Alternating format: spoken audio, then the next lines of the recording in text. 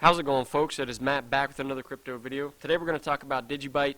There was an article out saying that DigiByte has had a 23% gain in the last 5 days, and we're going to take a look at why that may have been the case or some factors that could have contributed to that. So the first bit of news, this is a tweet from Rudy Bouwman the other day saying DigiByte is now on the PolisPay app card backed by MasterCard, where you can now withdraw at any MasterCard-enabled ATM, and it's spendable at any commerce that supports MasterCard. PolisPay is also offering multi-cryptocurrency wallet that allows you to manage the PolisPay card.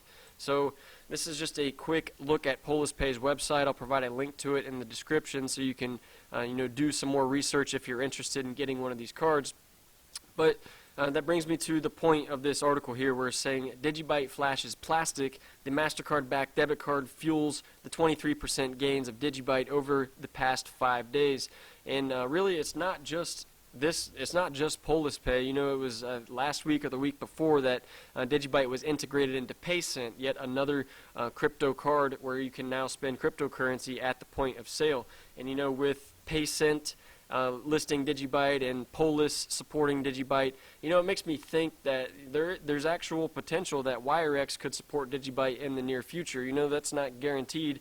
Nothing is guaranteed in life, but it just seems the direction it's headed, in my opinion. You know, like similar to digi-id starting to gain adoption. You know, one person does it, and then, you know, it just kind of being a trendsetter. Other projects, other exchanges start to list DigiByte to provide fiat pairs. You know, so I expect the same similarity with all of these crypto cards. You know, I do think more of them will start to implement DigiByte, and you know, it's a good thing for the projects that are listed on these cards. Definitely, it stands a chance to increase the liquidity of them, but you know, it's bigger than that. You know, it's helping gain the adoption of cryptocurrency, or you know, like get it out there into more of the public. You know, it's kind of bridging the gap between the legacy system and cryptocurrency, where you can use these cards that is, you know, very similar, very familiar with the legacy system of debit cards and credit cards, and now it's tied to cryptocurrency. So that can definitely help, you know, increase the adoption of using cryptocurrency at the point of sale.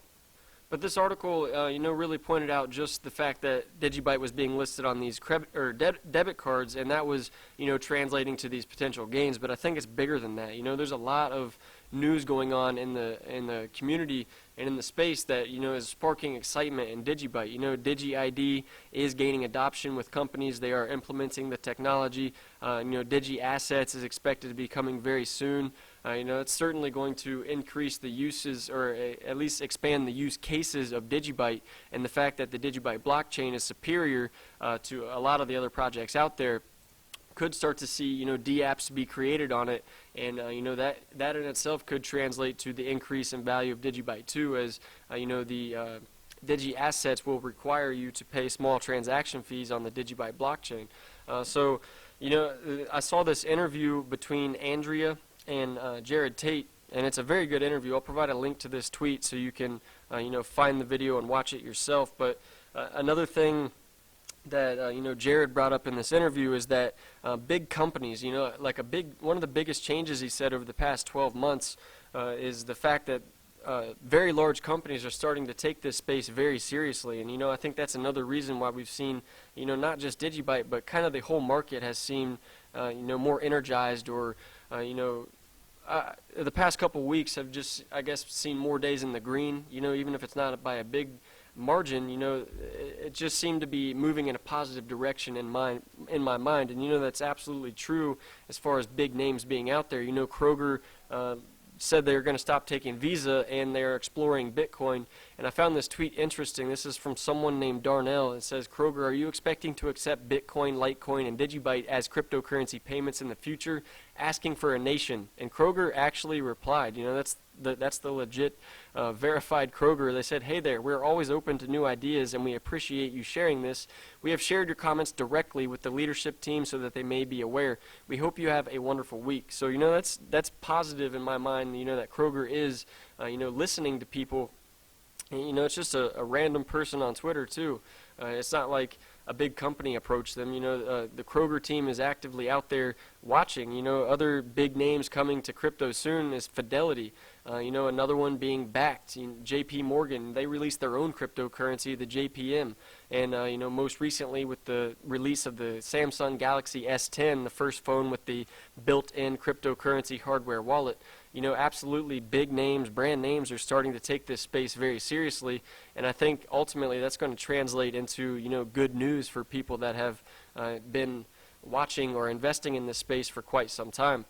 Also pointed out in this interview by Jared, he didn't go into too much detail about it, but he said there was a report coming out soon where a very large institution, the institution was not named, but he said they've spent quite a bit of time, with cryptographers and mathematicians calculating how much more secure the DigiByte blockchain is compared to Bitcoin. And, he didn't provide a number, but he said that the stats blew him away, and that this report and the findings that they've made would be released very soon. So I definitely can't wait to see, who the institution is that did this study, and then ultimately I can't wait to see the results of it to see, how much more secure is DigiByte's blockchain. We know they got 5 mining algorithms and real-time difficulty adjustment, but, I'm not, I guess, technical enough to, dive in and see, how much more superior that actually is. So I definitely can't wait to see that report coming out. Last thing I wanted to touch on, this article saying DigiByte slow growth, is that a sign of worry for holders? Me personally, absolutely not. And it's not just DigiByte. The whole market's been growing slowly. It was, or I guess you could say the bull run, the big bull run that happened late 2017, early 2018, that certainly happened fast. But, as a whole market, the maturing process of it, the adoption of it is going to be a slow process. So, all of these projects, yet there may be days where there are 20% spikes and whatnot, but, just the overall adoption of cryptocurrency and blockchain technology is going to be a slow process. So, and the fact that DigiByte's looking long term, also in that interview, Jared pointed out that same fact that DigiByte's looking long term, 2035 and beyond. So, it's going to be a slow process, but I have full confidence in this project. So, that will wrap up today's video. Just exciting times for sure. The PolisPay implementing DigiByte. It's already on PayCent.